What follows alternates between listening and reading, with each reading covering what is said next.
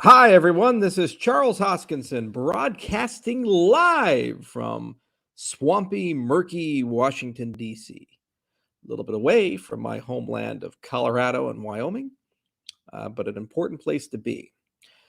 So, as many of you know, the regulatory reality environment has changed a bit over the last few years, and it's gotten to a point where many people in Washington, both in the executive branch and in the legislative branch, feel a desire, need, and want to begin actually regulating or enhancing, I should say, or changing the way that regulation is handled in the United States with cryptocurrencies. To this end, it's a bit hard to predict what's going to happen, where things are going to go. So I made the decision to bring a delegation to Washington. And so I've spent this entire week meeting with different lobbying groups, advocacy groups, attending events, meeting with congressional staff and staff of the U.S. Senate, as well as members of different bodies like the CFTC, and try to get a better sense of where things are going and what legislative actions are underway at the moment. In terms of ongoing efforts, I'm going to highlight three different things that I think have some degree of influence and viability over the regulatory reality moving forward for our industry. First is H.R. 7614. This is a bill called the Digital Commodities Exchange Act. The basic idea is to change the way that regulation handles ICOs and change the way that trading of tokens work. But the long and the short is that it provides a lot of necessary clarity. And in many cases, it pushes cryptocurrencies more towards the treatment of being a commodity than a security. From the perspective of long term ongoing regulation for things that are sufficiently decentralized. It simplifies standards for exchanges and it provides much needed clarity in a lot of edge cases that could allow us as an industry to move forward. The political reality of the bill is it's unlikely to pass in its current form. However, it is creating a great conversation, and many people are starting to have conversations about uh, the nature of tokens. What is a digital commodity pre-sale? How should insider trading, market manipulation, information asymmetries be treated, and so forth? Another major legislative effort, and this is in the Senate. America has a bicameral model. The U.S. Senate has the Lummis-Gillibrand bill, which will be announced and deployed around June 7th, so next month, before consensus. Now, this bill is significantly more comprehensive in scope. It covers many different areas, from taxes to self regulatory organizations. It has some discussion on commodities and securities and notions like sufficiently decentralized. It's over 140 pages long from drafts that I've seen. And we've known about the existence of this bill in one form or another since last year. However, this is the first time that the bill has received bipartisan traction, and it has a degree of inevitability to spark an interesting debate throughout the Senate. But it requires four separate committees to survive and move through the process. And again, it's unlikely in its current form to pass. But both bills do provide a much needed conversation throughout Washington and a much needed reality check that regulation will come in a different and hopefully better form so that we as an industry can move forward. Now, the third effort is the Biden executive order, which is calling for a unified approach amongst all actors in the executive branch. So the first report will be due sometime, I believe, in June, if they're on schedule. And then throughout the year, things will trickle out. Now, it's my belief that these three things will collide into each other in some form. And if there is any will or desire to pass legislation, that the end result of these three things colliding will be some form of compromise agreement. Now, many people ask, what is my position? What are the things I lobby for? What are the things my organization lobbies for? And in many of the conversations I had with congressional staff and Senate staff, they asked exactly the same thing. I believe that we need to do three things in order to be able, as an industry, to move forward. First, our industry lacks any coherent definition of decentralization. So the problem is that as a result of that lack of definition, there are over 8,000 projects in the cryptocurrency space that on a regular and consistent basis are making claims of decentralization.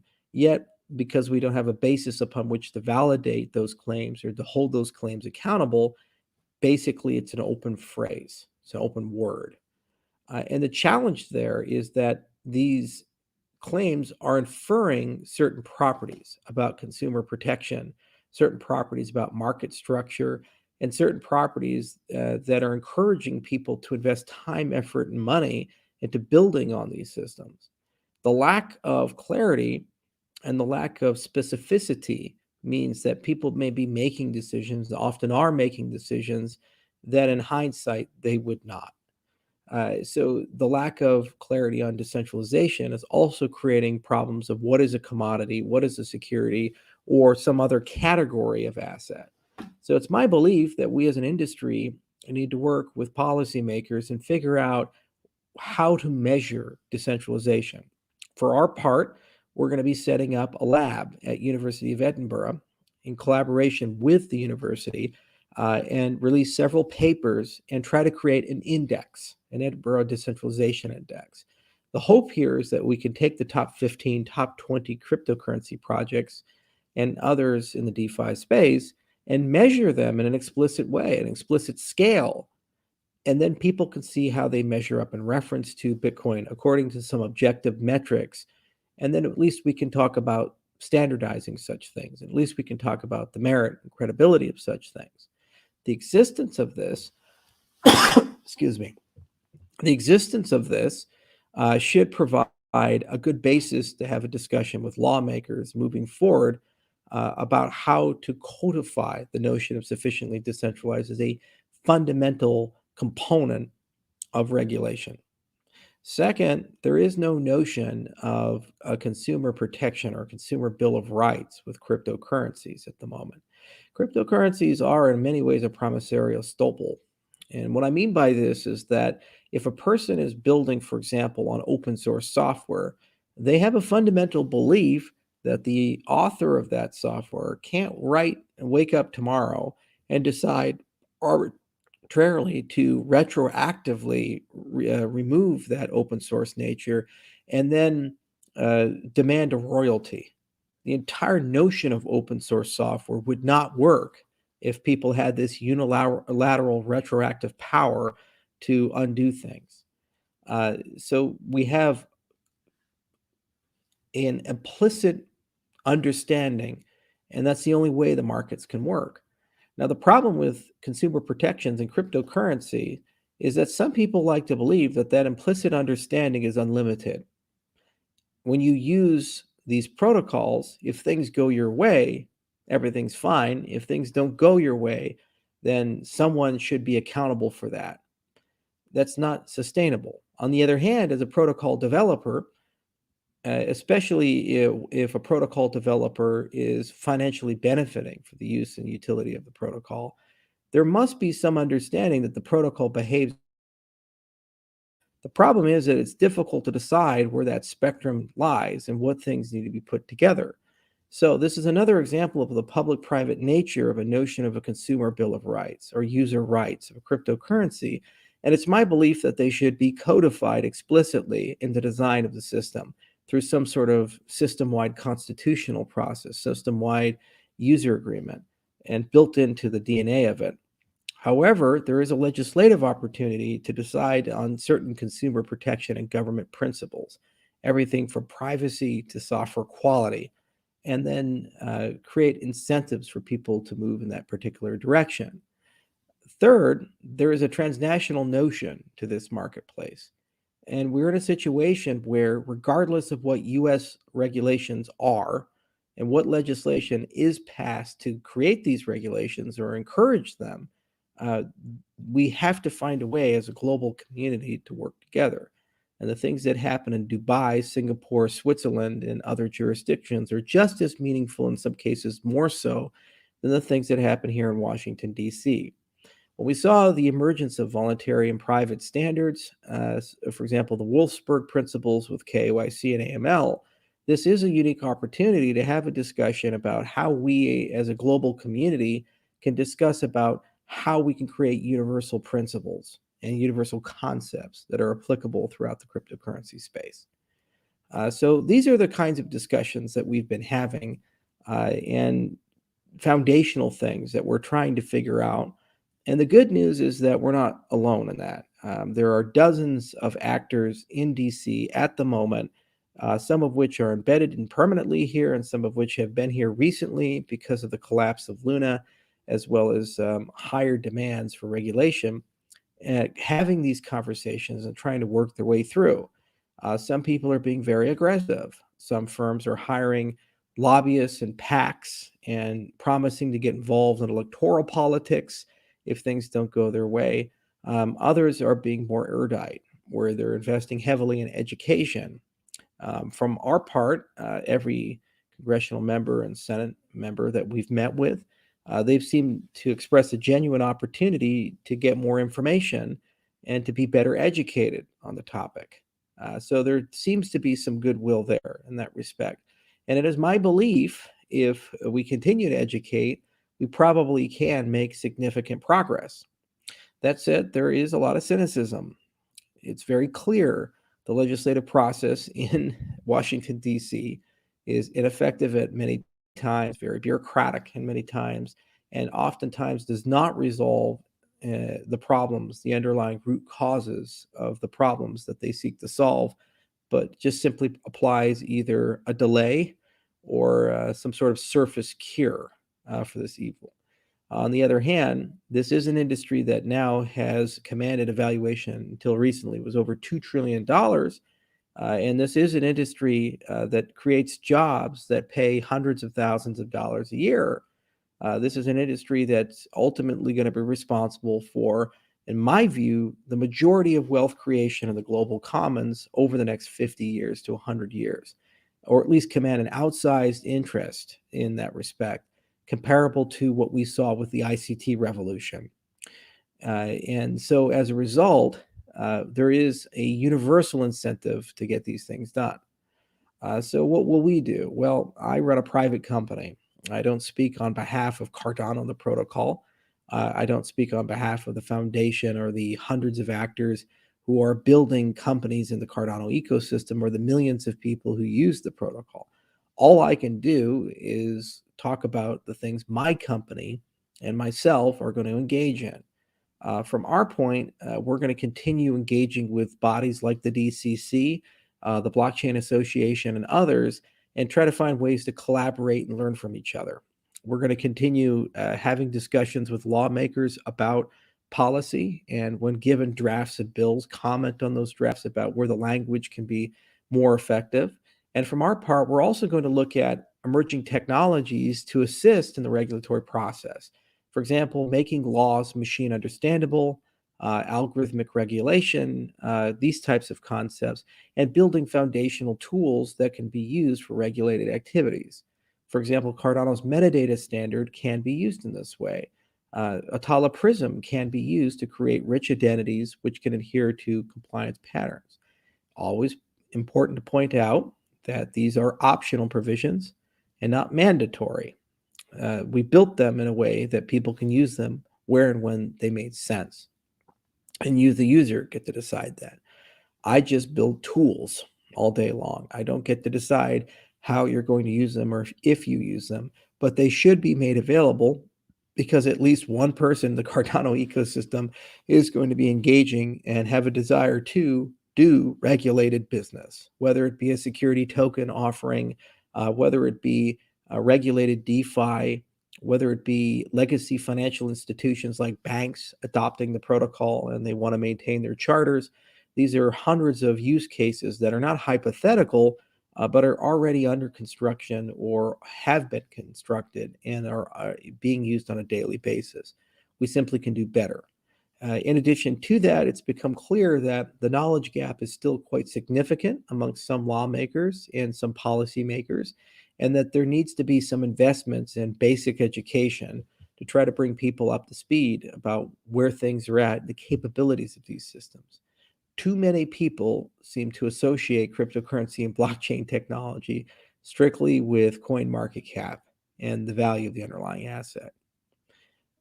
And the reality is that there's so much more nuance and magic to the things that we build. And oftentimes, the least interesting part of cryptocurrencies and blockchain is the value of a token. It's some other property. And so that bridge has to be built and that gap has to be filled. So it's very important that we invest there. So overall, it was a very productive trip. We learned a lot. We met a lot of great people, some alliances and friendships that are quite enduring. I'm ultimately long-term optimistic that we can achieve a lot as an industry, especially with legislation like HR 7614 and the Lummis bill. These are necessary steps forward in a certain respect that create a very nice conversation to have. Now, if I had to make a prediction of what is most likely to be regulated over the next 6 to 12 months, I believe that we will see some legislative and regulatory progress in the regulation of stable coins. In particular, asset-backed stable coins are likely going to be the greatest impacted and affected. And there's certainly a conversation about how to treat and what to do with algorithmic stable coins. Now, people have different opinions, but in my particular view, especially with asset-backed stable coins, you really are in a privileged position of trust. And this is not in spirit what we signed up for in the cryptocurrency space. If you have a central issuer and the value is derived from promises of that central issuer, it really does feel a lot more like a bank or regulated financial institution than it does a decentralized protocol. Now, if the asset can be completely custodied and the management of such things can be done on a blockchain, for example, a Bitcoin-backed token or an ADA-backed token or some derivative thereof after, that's a slightly different scenario. But if the asset is a legacy asset, like, for example, the US dollar or the euro, and that requires trust and faith in a centralized institution, then it really does make sense to me that there needs to be oversight in that respect, because we've seen what happens when there isn't in the 19th century and 20th century. And we can't really trust people for indefinite periods of time to aspire to the better angels of their nature when they have financial incentives not to.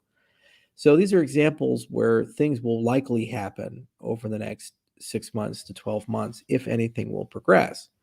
Now, if you ask my personal political belief, I do believe there's a very strong possibility that there will be a change of government in the legislative branch in 2022. How extreme is difficult to tell, but if that does occur, we will once again in the United States have divided government. And that divided government perhaps is an opportunity for cooperation and compromise, or that divided government could only exacerbate the political divisions that we currently have in the United States. And we have plans for both sides in the event that they're exacerbated. It's just a matter of trying to survive in a very uncertain environment and do your best. If there's opportunity for compromise, there's the potential for comprehensive legislative reform that can allow the markets to stabilize around new standards. That would be the ideal outcome. Who knows? I, for one, have always been optimistic, and I'm not so cynical to believe that nothing can be accomplished. I think a lot of very well-intended good people do want to see that things move forward, and a lot of good-intended well people do want to see this industry continue to survive. I was surprised by how many allies, adherents, and advocates, even amongst government officials, that I met while I was here in Washington. But proof is in action, it's not in words, and we will see over the next year or so what happens. Now, we as a community, our strength has always been our capacity and ability to hang together and to show our work. We will continue as a community testing governance experiments. We will continue as a community to ever get more decentralized and resilient and diverse. And we as a community will continue to innovate. Many of the things we are doing in Cardano are not just about scalability and performance and DevX and quality of code, but have a lot to do with the social elements of a cryptocurrency.